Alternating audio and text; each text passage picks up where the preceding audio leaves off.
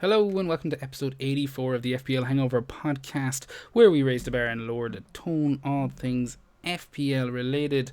Game week 1 is wrapped up in its entirety, and now that it's all said and done, I can admit it, I am delighted to have the football back on the telly.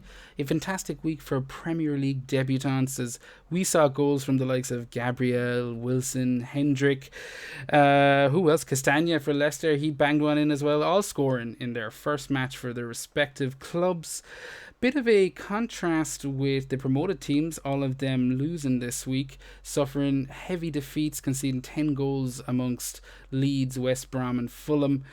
But that isn't the biggest talking point, no, especially in regards to contrasting, because it's really boiled down to the Mo Salahs and the No Salahs.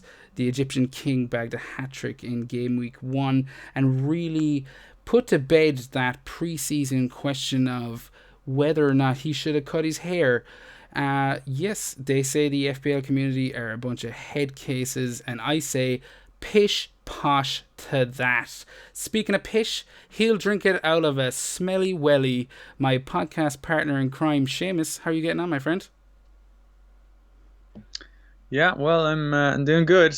You know, I'm not drinking any beer out of wellies these days, Still, so that's a good sign. And it could have been after Saturday evening's game. yeah, a bit of a slow start to the game week for you, but you got there in the end. It sounds a little bit patronizing, but I think you kind of rescued it from a really piss poor after Saturday to oh wait, this is, I'll take this. I mean, you have to have taken what you got. Tell us about your game week 1, Seamus. Yeah, I was in Camp No Salah, and it could have been an absolute shambles because yeah, I did go for a Liverpool player. So good idea, captain a Liverpool player. Bad idea, make it Mo Salah. So I just chose the wrong guy, and I did have a draft where I Make had it Mane, both you mean? covering both, but I oh make it Manny, yeah, yeah. I went without Salah at all. I mean, I should have had the double up maybe. That was another option, but I did decide against that. Now in the end, I got Vardy to cover that up. So you've got my team up there, have you? Yeah. So you'll see it there. Mane with the captain's armband, and I think if I had both, he would have still got the armband. I only decided, I want only one Liverpool player for these fixtures. And for that reason, I said if it's a 1 week punt, I want to go for the excitement of someone like Sadio Mane. He often plays better when both of them start at the same time. Um, yeah, and I was just really hoping there wouldn't be any penalties, and Leeds might be a bit better. They might come up and put a bit of fight, but yeah, not just one penalty, but two. And the other thing I thought that might happen, because Henderson was a doubt. He's only just back from injury, just started training. I didn't know if he was going to be ready to start. Klopp didn't allude to he would definitely start, and a lot of predictions, including I think the Guardian one that I read, the starting 11 was predicted to have Milner in there, and I was like, he might even be on Mm-hmm. penalties. So if only Milner had started, it could have been a totally different Yeah, story. Assuming Milner is still on penalties, I don't even know. Maybe he's not. I thought the same thing when I saw Milner. I think he was in the squad, and I'm pretty sure I saw him before the match began. And when Liverpool got awarded a penalty, I was sitting beside a mate of mine, and I was like, "Oh well, Milner's taking this, whatever." And then Salah stepped up, and I was like, "Oh, he actually isn't playing brilliant." And yeah, I think he he definitely put me at ease for the rest of the game week, and I imagine that's the case for however many managers. Definitely should have that information in front of me. But however many managers captained him this week, it put me at ease for the rest of the game week. He went on and got a late second penalty to seal off the hat trick, which I mean, I can't remember. I think last year we both had Sterling, so we did get a hat trick in game week 1, but we didn't have him captain. And yeah, to start off the season with 40-point captain return, yeah, I won't complain. If you can't have a yeah, if you can't get like a good feeling from your game week 1 captain getting a hat trick, then you're playing the wrong game, because it doesn't really matter if nothing else goes your way. That's 40 points. I finished on 49 points there, breaking down my team. Oh yeah, you still have it up there. So I went with McCarthy and goals. They surprisingly, I thought, lost to Crystal Palace. Although I think people were kind of writing off Crystal Palace a small bit early, considering they still are a good team and have always been tight at the back. And Gaita did what he did and kept a clean sheet and 3 bonus with a lot of saves. I haven't watched the game, so I can't say how bad Southampton were at attacking and whether they should have scored. Maybe you can tell me that or I not. did But watch the games because, unlike you, I take this pretty seriously, Seamus, and I felt it was my moral obligation to watch every single game on Saturday. No, I was off, and I did make a big deal of watching the football. So I did watch the match, and Crystal Palace were well worth their win. Southampton's defence was pretty shocking. I can't say their attack was much better, but I think like you're underselling Southampton's assets a little bit, Shane, as you were saying. People were writing off Crystal Palace. I think it was more so Southampton have a decent bunch of fixtures and are really nicely priced. So it's no big shock to see the likes of, a cheap striker. When I say cheap, I mean Danny Ings 8.5. I think, considering the lack of forwards out there this season, 8.5 is relatively well priced. There's no shock to see him highly owned going into this kind of game week 1 match. The likes of Shea Adams, he was another budget enabler. And I'm pretty sure you would have seen a lot more like the likes of Stuart Armstrong's injury just before the game week 1 began. That kind of he was in a lot of teams. He was highly talked about. But they have a really nice bunch of fixtures after their Spurs match. And even their Spurs match, I'm not too worried about playing McCarthy in goals. Do you know, like I'm going, okay, you have him as yeah, well. Yeah. I mean, all that to say, 2 points for McCarthy. Okay, but I didn't have any more. A lot of my drafts had more Southampton players, but I definitely didn't want to double up. I didn't have Kyle Walker-Peters, who got sent off, but then had it rescinded. So that was lucky or fortunate, at least for his owners. I had Trent, who I think everyone has, only the 1 point from him. And I mentioned Mane as well. Those are my 2 Liverpool coverages and 4 points for Mane as my captain. I had Aubameyang. So when Aubameyang scored, got 7 points in the first game, I was like, okay, I can take that. I was hoping for a big score from yeah. Mane. And even when it was 2-0 at halftime and Salah had, or was it 3-2 maybe? Yeah, it was 3-2. And Salah had 2 goals. I was still thinking, right, there's still time for Mane to do something in this half.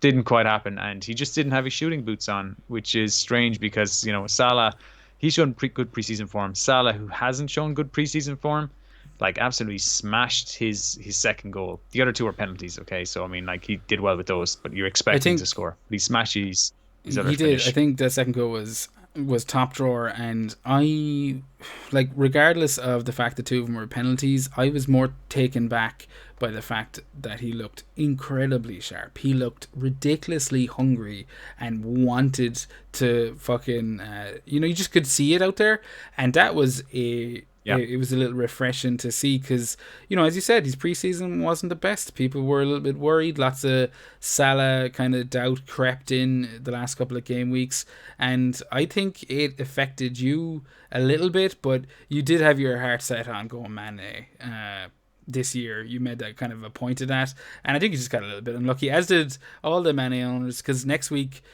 Mane will get 2 and Salah will get none. That's kind of how I. that's the thing. That's it. You said it. But I've planned to get off him anyway. And it makes it a whole lot easier now that he's blanked. If I had Mo Salah, I would be kind of questioning, do I really want to sell Mo Salah after a hat trick? Chelsea, are they really that good defensively? They still started tonight with not Azpilicueta, but Christensen and Zuma centre back. So you're and Alonso there too. So you're kind of going, are they are City going to or Liverpool going to score a few past them? You would think there's goals there. I So think if Brighton. it's easy for me. It's easy for me. I'm getting rid of Mane and Bruno's coming in because he's got a home game against Crystal Yeah, Palace. And if the only decision for me is when to get him in, or do I wait, or do I get Rashford maybe instead in that's midfield? going to be the question plaguing a lot of FPL managers this week, and I think it's unlike most seasons this year. Game week 2 is going to tell a pretty big story.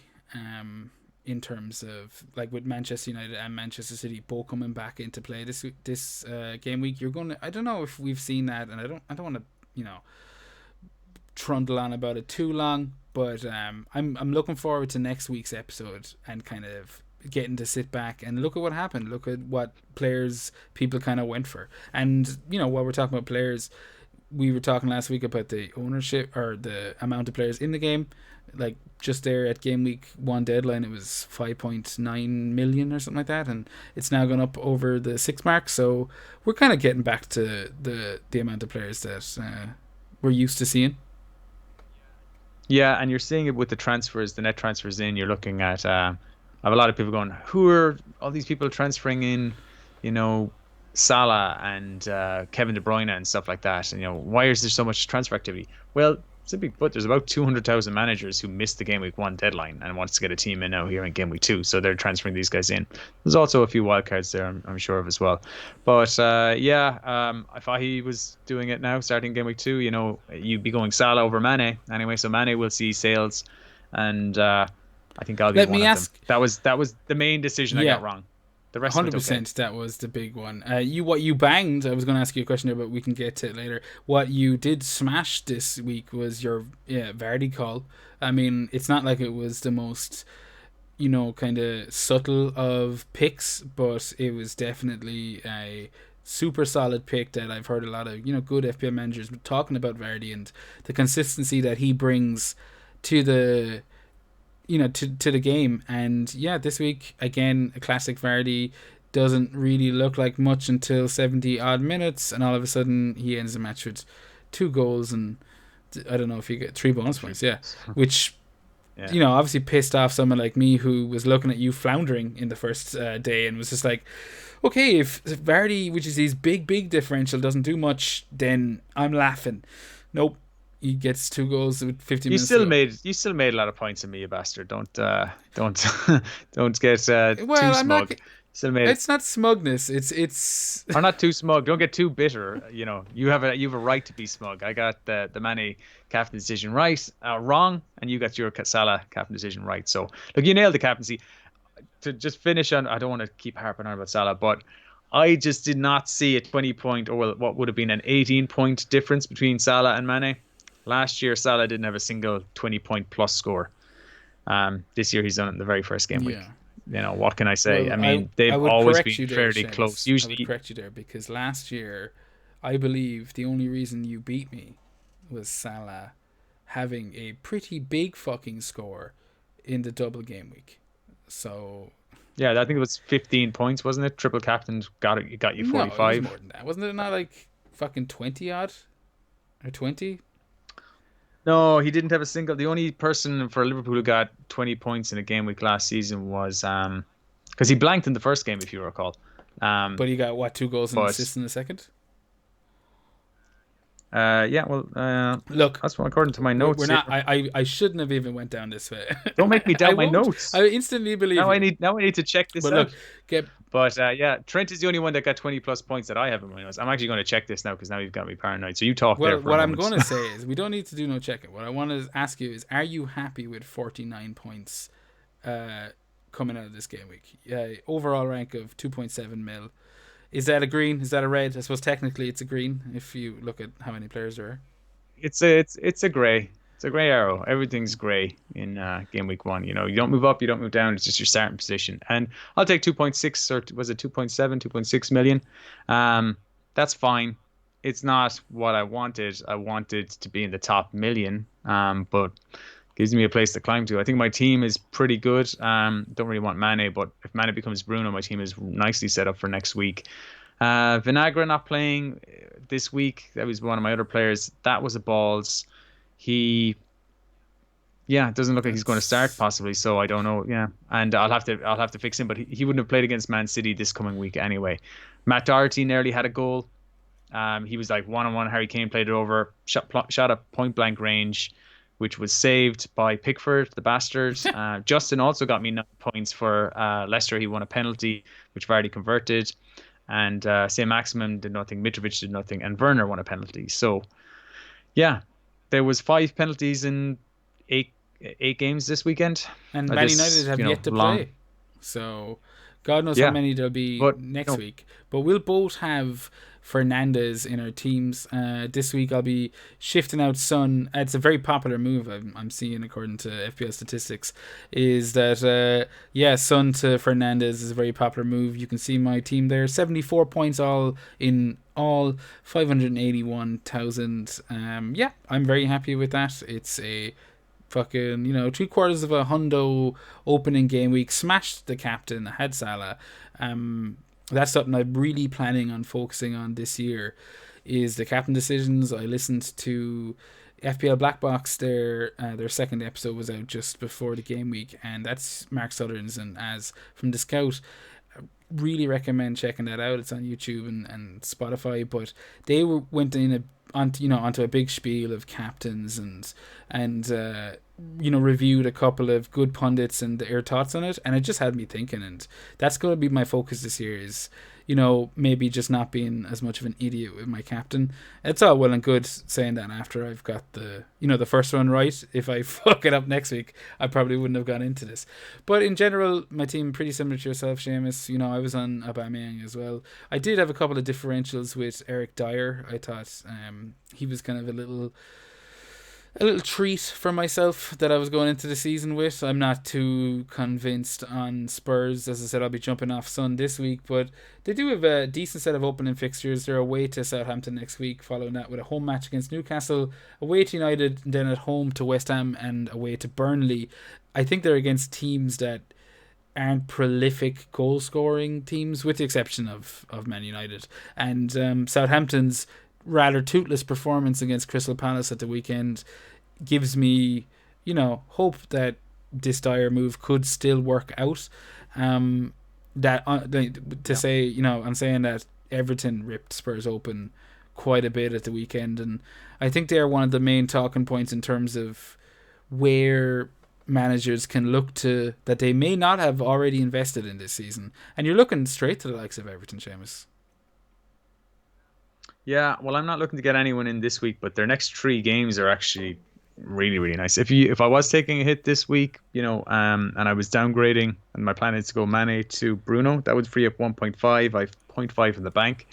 That would allow me to upgrade Mitrovic to both either Richarlison or Calvert-Lewin. It would allow me to go St. Maximin up to 7.5, which would allow me to get James Rodriguez, my namesake, as I say. So that could I could do any of those moves for a hit, and that might even be a bad idea. I'm giving myself ideas now, so maybe I want to do that, but I can't. If there's one thing I don't want people getting from this podcast, Seamus, it's ideas. Okay. Well, I don't think it's a problem hitting early on in the season. We actually have a question about it, so I'll address it more so there. But you said you had Dyer. I had Dyer in my team quite a bit from the end. I was going to put Seiss in for a 5 million player when I thought Vinagre was off, but I was reassured by the comments from Nuno during the week. So it sounded like, it's going to take some time for the new signing Marçal to get used to the system and stuff. So I thought, okay, Vinagre will play. He didn't. And, I kept him in there to my, expense. And I upgraded Dyer then to Doherty because, and look, immediately when he was played through, I was one of those. But going forward, like with Spurs' defence, like, how do you feel now with their upcoming fixtures that you have Doherty? You're happy, obviously, to just let him there. Yeah. I like the whole. I don't like having to rotate him too much. I mean, if I'm going to rotate players, I want to rotate cheapies, and like I'd play Doherty for Spurs against Man City. He can pop up with a goal, assist. Jose likes to park the bus against bigger teams. They're usually pretty tight anyway. Spurs, they were good at the second half after the restart. Clean sheet wise, Jose seems to have a positive influence on the defense. So, I was happy to go with Doherty. I don't know if he'll have as much attacking output as he did with Wolves, but I still think he'll be good value. No, that's fair enough. And I think I've gotten in pretty cheap with Dyer. I don't know how convinced I am with Doherty right now. He looked pretty knackered in that Spurs game. I don't know how, Mourinho was going on about, he's just not fit. I don't know. In terms of, I'm saying I don't know a lot, but like Wolves to the outfit that Spurs set up, there's a lot of differences between what he's used to, playing with 3 in front of him and 3 behind him, and now all of a sudden he's expected to track back, and he was fucked at the end of that match. So Doherty to me this season, it's cast a doubt on whether he'll kind of repeat the performances we've known. But I'm in there with Dyer, and I do think Spurs could be a place to go for relatively clean sheet, relatively cheap clean sheets. We did both go for Werner this week, and he delivered an assist. Before we move on, we're both. I'm pretty happy with that. I'm speaking for you there, Seamus. My apologies, but I just wanted something to tip away. I didn't even want him to go mad this week in terms of when you don't have someone captained. You're like, I want to make sure I've made the right something to let me know I've made the right choice, but not to make me fucking fall down the ranks. And 5-point return, I'll take that. Opening game of the season, Chelsea scoring 3. Yeah, that was solid, and similar to the Aubameyang captaincy, where non-captaincy, I should say, in the very opening game, I was like 7 points for him, 5 points for Werner. That tells me, I was right in my assumption that there would be goals in the Liverpool game, and that would be where the captain would be. But when there's 4 goals, you definitely think Mane's gonna have one of them. Are you one back goal to Mane? No, I'm not. I didn't mention. I'm moving on. Well, what I will say is that the spot I freed up Salah from did become Vardy in the end, because he was going to be Kai Havertz, and if I went Kai Havertz instead of Vardy, I could be crying into my soup right now. He didn't. He didn't get anything this evening, Seamus, did he? I mean, we were going through it. No. A solid 2-point return from his owners there, unless he picked up a booking that I'm ignorant of. But I think they'll have just been happy he fucking started. I wasn't even sure he'd get a place in the opening day lineup, but he did begin, and I'm sure maybe I'm wrong. Maybe it's the hope that has killed those Havertz owners right now, and they were elated at 7:15 when they announced the team, and by 10 o'clock, crying themselves to sleep once again. Yeah, I didn't see this future Ballon d'Or winner that a lot of people have been talking about. I think that might be a few seasons down the line, and I'm sure he will become good. But new team, new system, needs to fit in. Again, I will say I only kind of had one eye on the match while we were getting prepped for this pod, so I may have missed loads. Maybe he was sensational, but certainly didn't stand out to me. Werner looked good. Anytime I saw him, he looked pretty good there. Maybe could have had more possibly, but yeah. It's Reece James that took all the plaudits in that game with an assist and then a cracking goal. So, yeah, if you went in on him, I think he's only like 5% owned. You're laughing. What do you make of Reece James playing right back and Azpilicueta on the bench? Does that worry you? No, I just think that's Azpilicueta just not quite fit yet, because I think Azpilicueta or Reece James would play left back if they were both fit. Or Azpilicueta could play centre back. I don't know if he plays centre back in the back too, but maybe he would. I don't know. But I think Reece James is going to be on for a fine season. It's not the same thing, but if it was like Football Index or something like that, I think he's probably a fine player to own. We're not sponsored by Football Index, so if you could retract that would be fantastic, please. Okay, just cut this part out. I agree. Reece James, he's definitely been picked up by a few managers. I've seen him floating around in quite a few teams, and we actually scoffed a little bit once the Brighton's goal had gone in. We were like, oh well, there's the Reece James clean sheet gone, and had no sooner had we stopped laughing than he'd stuck the ball in the back of the net, and we were forced to eat our words. But look, he's something we're going to be looking at. Chelsea do have a tough one coming up this week against Liverpool, so it affords us a bit of kind of breathing space. Before we move on to this week's drunk tank, Seamus, I suppose one of the biggest disappointments this week was Mitrovic not starting for Fulham. He was a player that, I suppose in hindsight, I feel a bit silly for not thinking he wouldn't, not thinking that he would he would be on the bench. But yeah, I was surprised, and I just kind of had to chuckle. Here we go, straight away, start to the FPL season. My supposed kind of cheap differential striker is sitting pretty and delivers a 1-point haul. Not that I expected much more. That was the thing. I was fully expecting a 2, but now I'm a little bit worried that he mightn't start against Leeds. Do you know, that kind of way? Well, I said the same thing, discussing this with other people. He got 1 point less than I expected from this game, so I'm not going to panic. Like you said, the one thing you might be concerned about is his potential to start, but he started all their games pretty much last year where he was available, and he is their number one striker, so there's nothing to suggest he's going to be dropped. He came back, and during the international break after coming back from injury, he played both his country's games, scored in one of them. So yeah, I think it's just match fitness. He came on, you know, they obviously gave Kamara the start, but they No, didn't impress that much. So I imagine he's going to be back for Leeds, if not Leeds soon after. They've got he's got nice fixtures, and I don't want to waste a transfer on that third forward spot. Like cheap third forward. Even if he doesn't play Leeds, home Aston Villa after that. It's going to keep him. Let him no, sit there. it is. And that's enough looking back at game week 1. It's time to move on now and throw it out to the FPL community. It's time, folks, for the drunk tank. So, Seamus, we've got question number 1. It's FPL Dad. He's quite the figure. What's he asking this week? Yeah, he's at that FPL, and he wants to know, is it wrong to be smug after half a good game week? Now, this was asked before tonight's games, and he said he's not asking for himself, but for a friend. What do you think?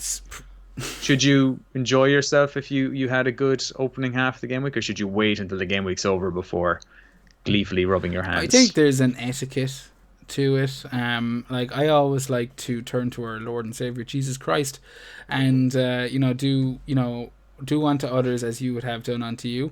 So that's how I approach social media.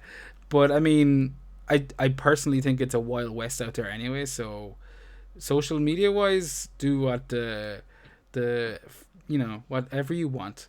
But friends wise, have a little bit of decorum. Unless they're cunts, and then just absolutely tear them up every time. But like this week now, Salah, I was pretty polite in not going mad in the chat about my captain getting a hat trick, knowing that you didn't have him at all. So that was a 40-point fucking swing right there. So I was pretty I kept it civil. You wouldn't have done that. See, part of me thinks, and this is what FPL is all about. Part of me thinks FPL is all about like putting the boot in and something like that. I think you should be, and laying in and going, "Oh, Seamus, you're such an idiot. What are you doing? Could have told you this. I was trying to tell you, and just part of me thinks that's what you should be doing. I mean, the other part of me sees that we both recognize the toll that this can take on like your mental health almost when you have a bad game week. Now, like you said it on a different pod that I take a bad game week very badly. I don't think I do too much. I think it'll affect my mood. You're getting worse, but I don't think it's getting worse. That's the thing with you. Yeah. Maybe is that why you're not putting the boot in? I think you should be putting the boot in. If I put the boot in, small bit, because I'll just ignore you. I'll just ignore you if it's annoying. I'm afraid there won't be an episode 85 if I put the boot in too much. But no, I mean, look, I'm not gonna fucking pretend that I was too virtuous here. It was more of I don't know what the fuck, his team is gonna do, or what Mane is gonna do, because as you mentioned earlier, like. It's, to me, I don't think this is a perfect example of the season in like Salah dominating Mane. I think this will be far more even as the season pans out, and we've seen Mane score late goals and vice versa with Salah. But until the final whistle, I was not cheering at all, because I was fully expecting Mane to bang in a late goal just to, take away some of the joy. So maybe that's what it is. Maybe I'm not being nice. I'm just, playing safe. Yeah, I've been burnt too many times. Yeah. No, but even after the final whistle, you might have put something up in the chat, but you might have just been a smiley face as opposed to anything else. But even Mane just didn't have his shooting boots on. I'll tell you what I put in the missed chat, Seamus. I put something what I thought was very, mildly passive aggressive. I just said Salah looks very sharp today, after he scored his 3 goals, which and you just responded Yeah. simply, "I definitely agree with this." Even though I don't actually think that's what the message you responded to was, but yeah, no, Yeah. it's it's up to you, FPL Dad or at Dad FPL. Is it wrong to be smug? What is wrong? Do you know, you go to a different part of the world and they'll give you a whole different answer. And this is a global game. Yeah. Enjoy your wins when you get them, because there's going to be lots of depressions in the season. There's going to be peaks and troughs, and you get a peak, enjoy it. And yeah, I try when I have a good week, try to be respectful on Twitter. But I think if I have a good week in a personal group, then I might be a bit more intolerable towards you and the rest of the guys in our mini You're leagues, the worst. possibly. You're the worst. You, When something's going right, like I was very surprised that you didn't comment on Jamie Vardy with his second goal, like, "Oh boy, my week has been saved," or blah, blah, something you'd usually fucking do. yeah, So yeah, you are the worst. But moving on to question 2, another regular for the FPL Hangover, Seamus. It's Mr. Moriarty. yeah, Tom. Love this man. He's at one Tom Moriarty. If you want to follow him back, guys, he has asked thoughts on the best midfield mix with United and City assets back, and Son and Ali being poor in the first game, plus an excellent performance by James Rodriguez. So he's kind of what way I take that is what's the best way to mix in Man City and Man United players into your team over the next week, 2 weeks, 3 weeks, and also keeping an eye on James Rodriguez. What do you think? I initially, when I read the question, I thought, "Oh, that's a good one," but fuck, that's a bit of a head scratcher. And then I was like, "No, no, no, you're falling into that same trap you fell into, that you try not to fall into this season, whereby you overthink things and forget about what your original plan was." And my original plan is Aubameyang to KDB, Son to Fernandez. So my answer is that it's KDB and Fernandez. Everything else is a kind of peripheral option. So they're two of my top targets this year were Fernandez, KDB, and obviously Salah's there as well.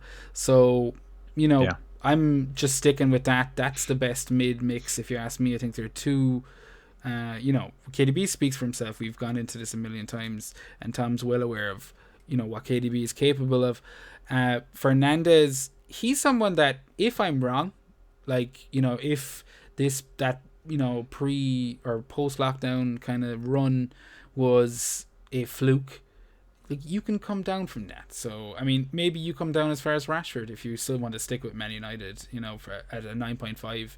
But right now, Yeah. as the land lies, Fernandez to me is my top target for United. And Son Ali, poor in the first game, but excellent performance by James Rodriguez. Yeah, as we mentioned already, Rodriguez is someone that turned my eye this week. I really was. I don't think when he was a wait and see, but I don't know how much I was going to watch him. The kind of way I was like, I'll figure it out.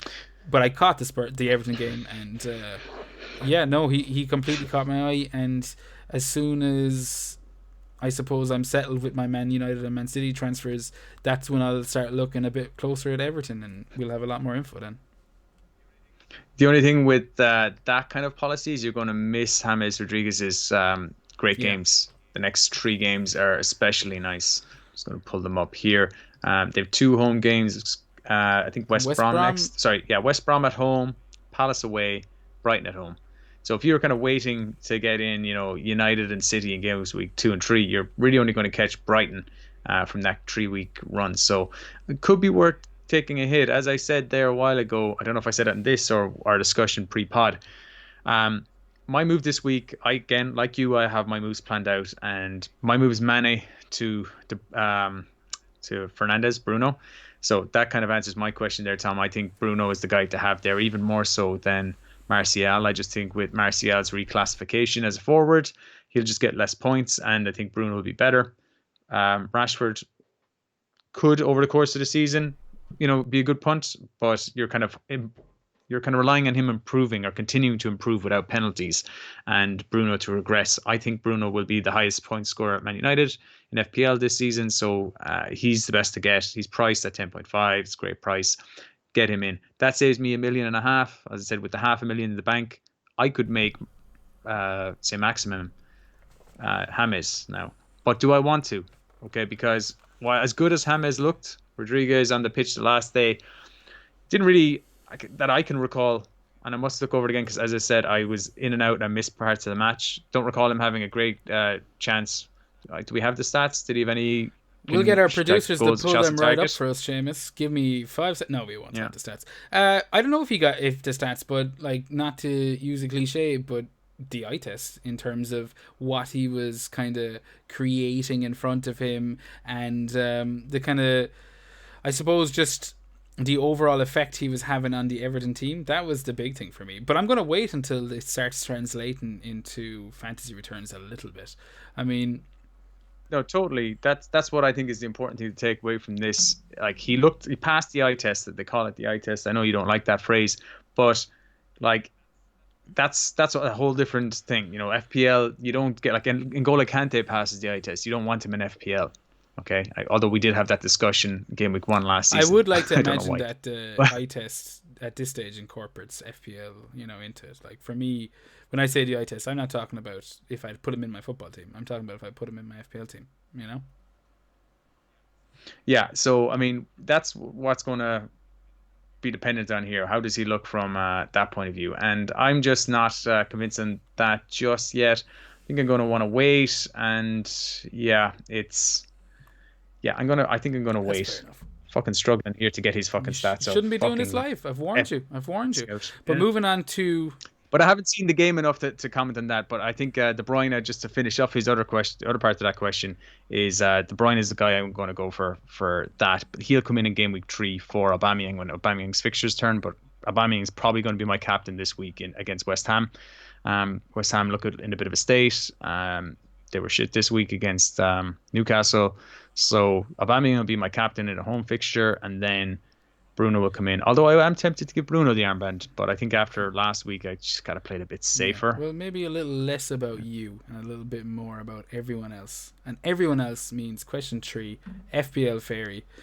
What's he going on? I think he's Australian, yeah? Well, Irish in Australia.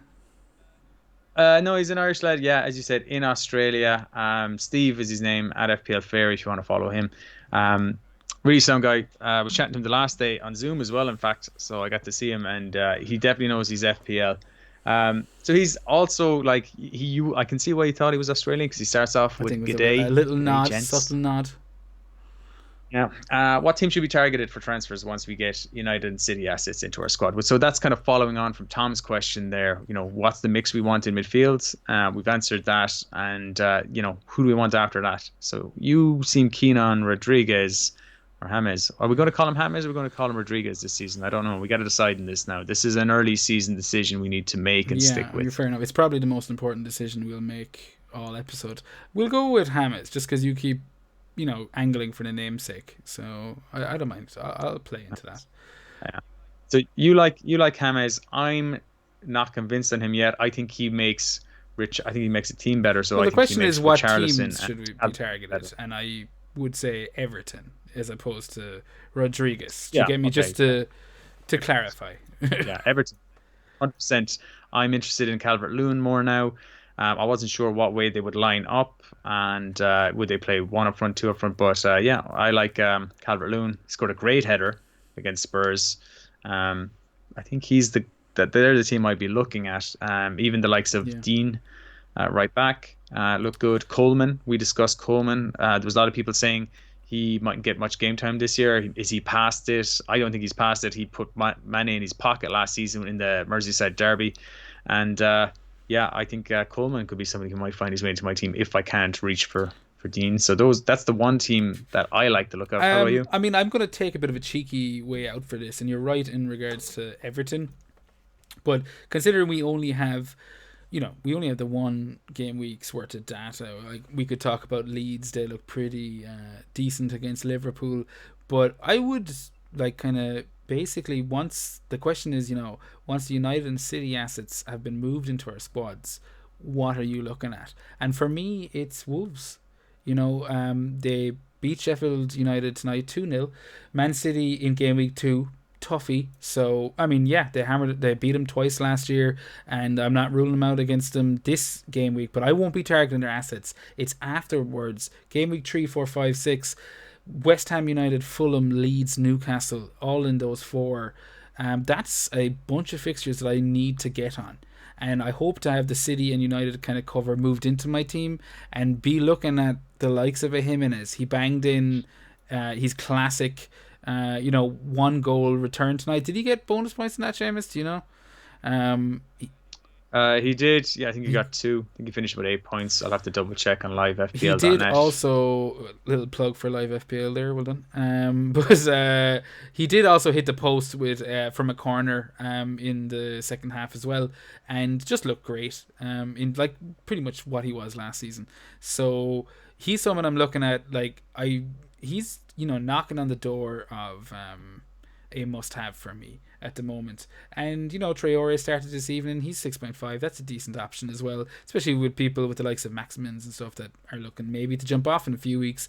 Their fixtures are just turning absolute gold. So Steve, that's the team I'm looking to focus on as soon as the City and United assets are out of the way. Yeah, can't argue. They have amazing fixtures between 3 and 7. Particularly between the 4 and 7 games. The West Ham away, yeah, that's going to be a good one. I haven't got any plans to get them in. I may have to go without them.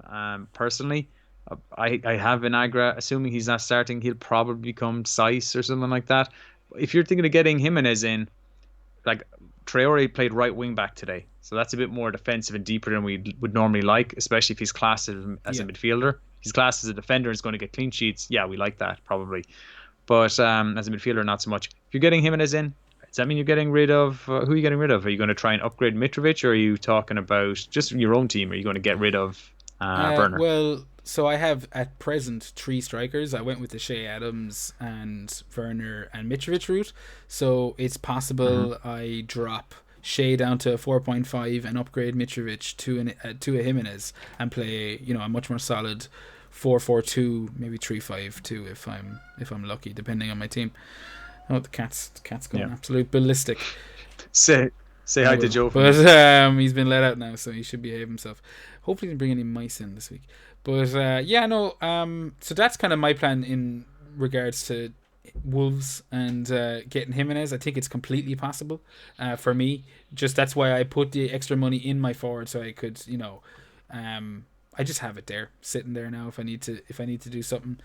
So yeah, Seamus, you're gonna have to do without Wolves because I feel like in a couple of weeks we're going to be looking back and going, that's where you made your mistake, Seamus. You were too clever. You went off on James Rodriguez just because he's your namesake. I'm gonna hammer that one home for the rest of the episode. Yeah, I could be blindsided by the similarities in name and footballing ability. You'll have to ask FPL Raptor or something for some psychological term for that. I know it in my head somewhere, but I can't remember. Moving on to question number 4, I think it is, and another frequent listener to the show. Yeah, this is Nuclear Adams, who goes by the handle at @Adams_Nuclear on Twitter. He's wondering which goalkeeper is the best option alongside McCarthy in goals. Is it Ryan or is it Martinez, since he's probably moving to Aston Villa? So basically he's kind of going Brighton or Aston Villa alongside McCarthy. What do you think? Now he's asked, I don't think he's asking, for all the teams because he doesn't want a 5.0. He's looking for a 4.5 option there. Any thoughts yourself to pair alongside McCarthy? Would you go for Brighton in Ryan or Martinez? Yeah, I mean, I'm gonna have assume he goes to Villa. Assuming he goes to Villa, which I don't like to assume, but even if he did go to Villa, I don't know how convinced I am at a 4.5 kind of rotating keeper option. But again, maybe I'm just being too blind and I'm not giving Nuclear his just desserts here with the question. But I'm kind of looking at your classic 4.5 4.0 option. I looked at a few of the rotating options. I saw the likes of I think is it Leicester and Burnley. They have decent rotating fixtures and stuff like that, but I just wasn't convinced and I feel like it's a bit of a headache. So if it's me, I mean, I have Ryan, so he's obviously the answer I'm going to go in. Seamus, I do want to pull you up on how come uh, Alex McCarthy doesn't get the same affection that James Rodriguez gets when it comes to your namesakes. Simple. He's a Oh, goalkeeper who wants to play. Who wants to play in oh, goals? it's like the He's a goalkeeper. He's obviously a yeah, psycho. it's You like know. the So bass player of heavy metal music. exactly. Yeah. What about Yeah. you? What are you thinking in regards to best option alongside McCarthy?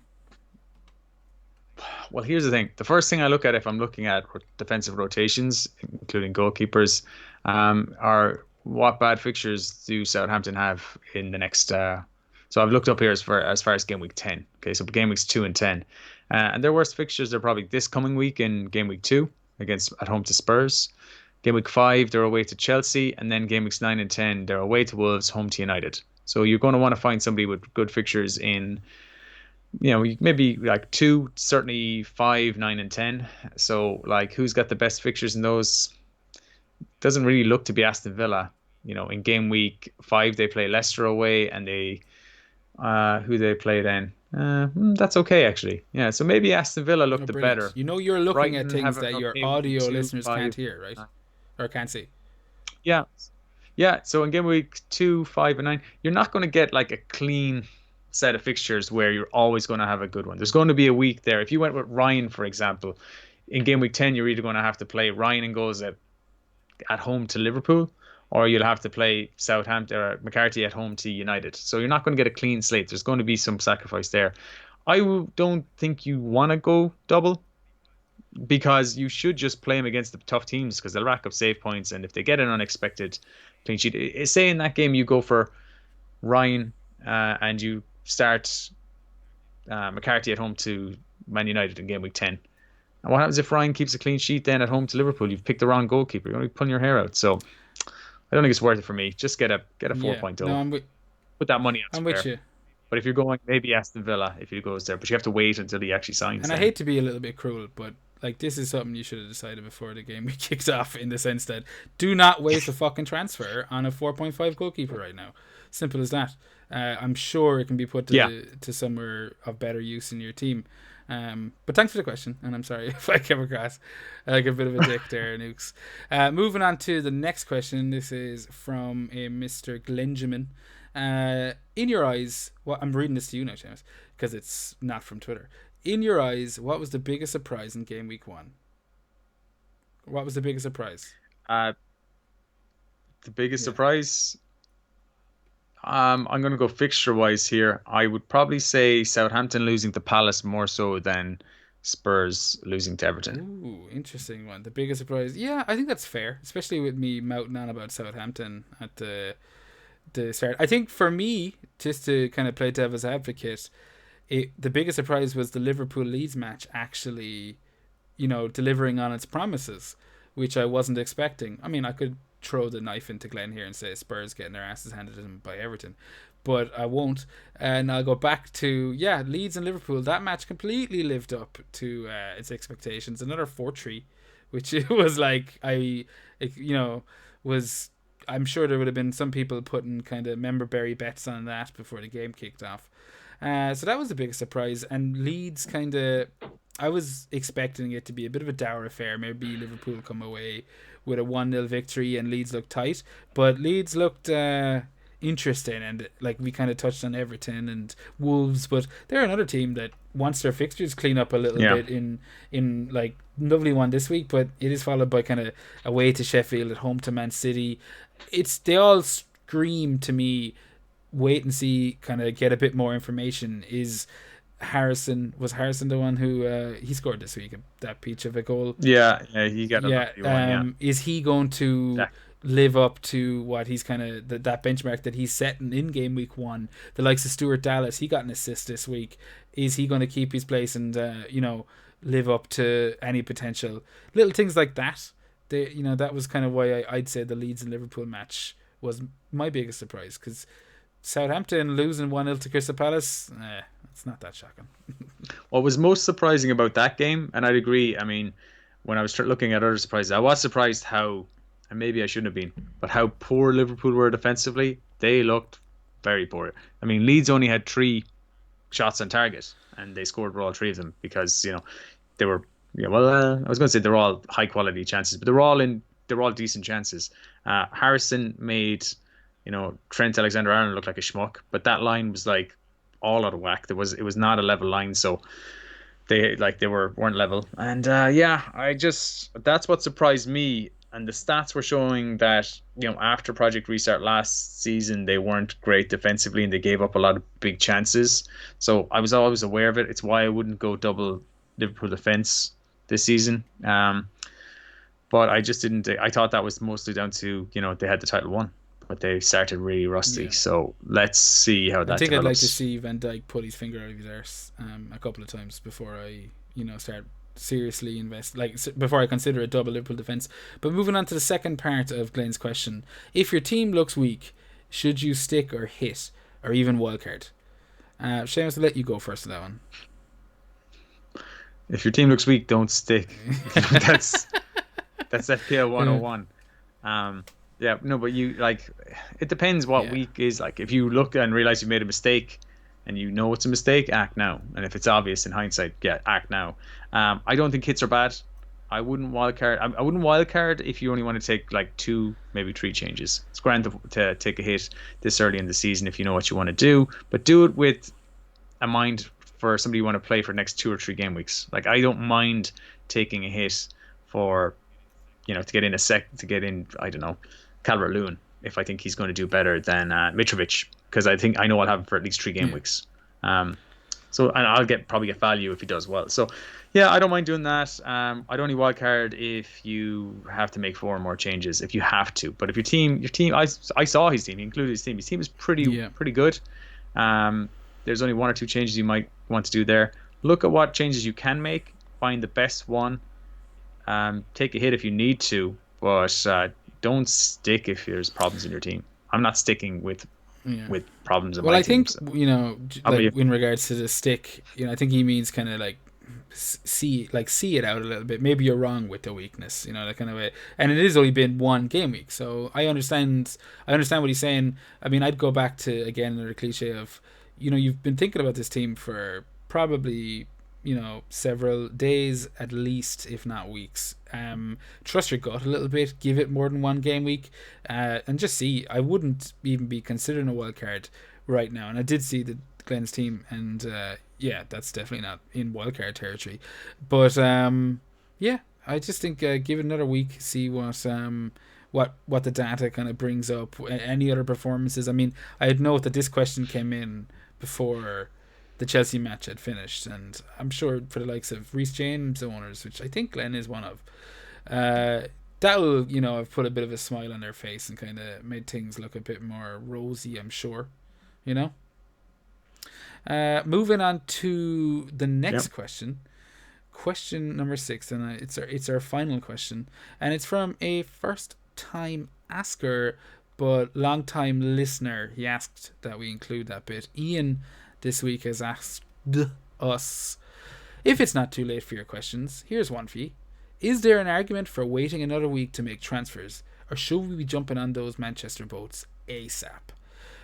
Yeah, that kind of encompasses lots of the things we've been talking about since the start of the drunk tank. For me, it's easy. I'm jumping on Manchester straight away. That was kind of my plan. I'll be going with Fernandes this week and the KDB the week after. Simple as that. There's options out there if you want to jump on other, Manchester players, but I definitely wouldn't be waiting. What about you, Seamus? Do you think there's merit to waiting? I don't think so. Man City are one of the team we probably predict are going to score the most goals in the league this season. They have for the last couple of seasons in a row. They bang in so many goals. They're attacking players. They're players you want. I think you move on them. The fixtures aren't great, but it doesn't really matter. They've got such a good team. They're kind of fixture proof to an extent. Last season is behind them now, so it's clean slate. You have to assume they're going to start off, on fire straight away. I want De Bruyne in doesn't really matter what fixture he's playing.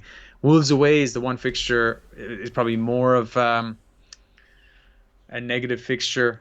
They lost to Wolves. They lose Yeah, both times last yeah, season to Wolves. So that's a tougher fixture than probably United or something like that. In a Manchester derby probably, or Chelsea. So I don't want Wolves, because Wolves are compact and they're organised, and it's start of the season. I think Nuno will. They won't be fatigued from Europa League like possibly last year. So I think I'm not going to go for them in game week 2. That makes it an easy move to go for United, who are playing Crystal Palace at home. I don't think you need to double or triple up on United. I think in time you'll probably want to double or triple up on City, but I don't think you need to be taking hits to do it.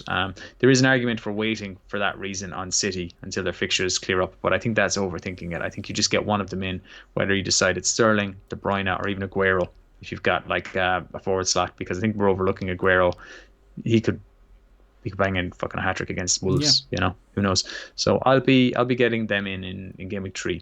But if you're not going to captain them, and I'm looking at my who I've lined up for my captains here, probably not going to captain De Bruyne or any Manchester City players in the first between game weeks 2 and 5 or 6. So if you're not captain, there's no immediate Yeah. rush. You can choose your moment to go in, because you're probably going to be on them What for I a would while. say, and I agree, you are probably going to be on him for a while, so you are making kind of like team altering this. Like, obviously, every fucking transfer is a team altering decision, but you are making long term decisions for your team. But going back to like waiting a week or jumping on him ASAP, it depends on, for me, like if you have set up your team for the transfer already, then don't hesitate, just do it if it's possible, and that's what you were kind of going with down the line anyway. But like if you took it, kind of set up your team and didn't really consider Manchester United or Man City options for game week 2, then just wait for game week 3. Like if it means saving that transfer, not taking the -4, and coming into game week 3 with 2 transfers just to make it easier and suffer no hits, I'd almost go that way, just because I'm of the opinion of kind of taking it a bit more a bit more relaxed in regards to Man United against Crystal Palace. I think that's what I'm focusing on, because with Man City, Wolves, that, as you said, that could go either way to me, and I wouldn't be really wondering about a captaincy option for any of City against Wolves. But United against Crystal Palace next week is very you could captain Fernandes in that, you could captain Martial in that. So depending on what way you've lined things up, I think now that I'm thinking back on it, Ian has Harry Kane, because I believe he captained him this week. And if that is the case, like for me, that's an easy Kane to Martial. But Yeah. it's like The only thing that I have about Martial is, he's got a great fixture at home to Crystal Palace. He scores a lot of his points at home, tends to be kind of quiet away, at least last season. And their next 4 home games are Crystal Palace at home. Yay, that's a good fixture. Then it's Spurs at home, Chelsea at home, Arsenal at yeah, home. They're 3 tough ones. They could potentially lose those. They usually do good against the top 6 teams. At least they did last year. So he could well score in all of those. And he did score in some of those bigger games last year, including Man City, I believe. So yeah, I think he could be an option, but they're not the easiest fixtures. The easier games, apart from the Crystal Palace ones, are away from home. So I think in tight games like that, penalty taker is what I want, and that's why I'm leaning yeah, towards Bruno. 100%. And that is it for all of the drunk tank questions this week. Thanks to everyone that sent them in.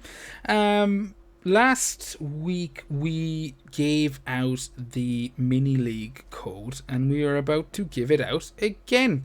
We haven't tweeted this yet, which is kind of ridiculous, I suppose, at this stage. Shambolic, Shambolic. yeah. But I'm going to play it off as, keeping it private until the game week kicks off, and then we'll throw it out to the unwashed masses of Twitter. But yes, mini league code this season. We're not going to do any rundowns yet. We're going to save that up for next week, just because we don't have it prepared. Simple as that. Mini league code EH4HH7. I'm not going to attempt any phonetic interpretation of that this week. It went down absolute arseways last week. I think that's the fan favorite part of this show now. So yeah, it's E for Elmo, H for Harry, Harlot. 4 for Harlot. Yeah, well, no, H for Harry, number 4, H for Harlot, H for and Helen, 7 number for 7. Eric Cantona. But yeah, that's the mini league Yeah. code, lads. Get onto that. We are still currently sorting out a fucking prize for Alan Finucane from last year's winner, but I'm gonna put that blame firmly on Seamus. He's looking at me now with I have this kind of saved on my other computer tabs here, ready to order. it's not And I wanted to discuss it with you as well. I don't know. I should just go ahead and make an executive decision and order these 100%. things. So apologies. Yeah, I'm gonna do it immediately after this. So Alan, you'll be getting your prize very shortly, and we will meet up with him actually because he's a Limerick man. I'm gonna try and maybe meet up with him to maybe give it to him in person from a distance with a stick on a stick from a distance. I'll probably fall off the stick and How about smash. we just get him a stick? That and then it kind of covers both of it. You can hand a stick from a stick's distance. Yeah, let's consider it because I don't know how to respond Yeah, to yeah. that. I was figuring you were completely thrown by that one, and that's fair enough.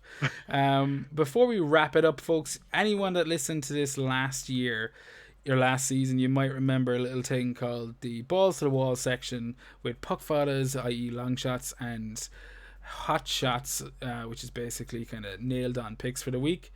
We do not have that this week. What we do have instead is a pared down version of it, where we're gonna pick both. I think he's back. I think we had some audio difficulties, but I'm back. you're Now. back. What happened Oh, there? I don't know, but I was making some scary noises, and I was vamping hard for a few minutes. But I was like, oh, I'm gonna have to fucking edit this. I haven't edited one of these in ages. Anyway, you're No, I'm back. back. It went screwy on my side. I couldn't even hear what you were saying, so apologies. I'm back though. No, I can't even remember what I was saying. I was just hearing Skype noises there for a couple of seconds. But I was talking about the puck files and the hot shots. And yeah, basically we're going to revamp that up a bit better for next week. Maybe we turn it into a kind of shorter segment that we release kind of outside of the show. We haven't decided yet. There's loads to do. We had a pretty successful episode like just before the game week came out. We did an interview with Cian Cronin at FPL Uncorked, our first FPL High Stool edition of the Hangover podcast, and that was absolute tremendous crack. And yeah, And still relevant and still up there for listening anyway, because this is pre-game week launch. It's not specifically about any one game week. It's about Cian's approach, how he got to number one in Ireland, and lessons he's learned, how he felt at the time, and how he followed up such a successful season the following year. So it's a great chat.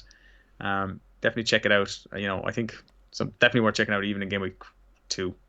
yeah, no, 100%. What do you mean in game week 2? You could check that out all the way to the end of the fucking season.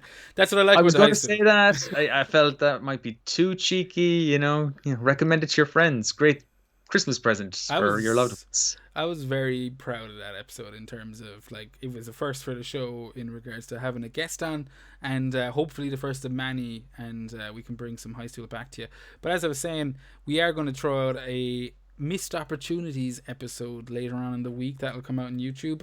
I'm pretty sure I'll do an audio version of it. I don't know how how it turned out, or if people will want to hear 15 minutes worth of audio, but it's there, and that will be hitting your platforms, I suppose, before the end of the game weeks, maybe Thursday. But I do want to thank everyone for listening. Seamus, are you looking forward to game week 2? Are you going to make a transfer this week? Yeah, I'm going to be bringing in Bruno for Mane. I'm almost certain of that. And one of the things I want to do this year is make a decision early in the game week and go with it and not overthink things. Go with my gut instinct once the game week starts, or something early on the game week, and then not overthink it and change it. So I'm going to do that. I just don't know what day I'm going to pull the trigger. Hopefully, it doesn't rise in price. They haven't played yet. Hopefully, he won't. Yeah, and Mane probably in game week 2, and I'll probably captain Aubameyang, but I'll consider Bruno. I don't know yet. I'm 80% Aubameyang, I think. Completely understandable, and I think you're right. It is a bit worrying about Like, I'm looking at the prices and I'm thinking, like, I hope the likes of FPL statistics get their algorithms down pretty soon, because I can't afford a point 0.1 rise or a point 0.1 drop from the likes of Sun. But I'll be following suit and bringing in Fernandez. Seamus, where can they find us? Yeah, so we're at FPL Hangover on Twitter, guys. That's where you'll probably interact with us the most. Drop us a DM. We'll be posting up questions, calls for questions each week. Any questions you have during the week, tag us in those. We love getting those questions. We can also be found at email. If you want to go old fashioned, send us an email at fplhangover@gmail.com. And I can be found at FPL Drunk if you want to, bypass the pod and come straight to the talent. You know, DMs are open. No dick pics, please. Yeah, skip the looks and go straight for the brains. And in case you are listening to this on any of these podcast platforms, I should mention we're not really kind of plugging YouTube. We're on YouTube now, guys, and you can find our channel at FPL Hangover on YouTube. So that needs to be said if you're not watching us. You can, lads. Thank you very much once again. Enjoy Game Week 2, guys. God bless.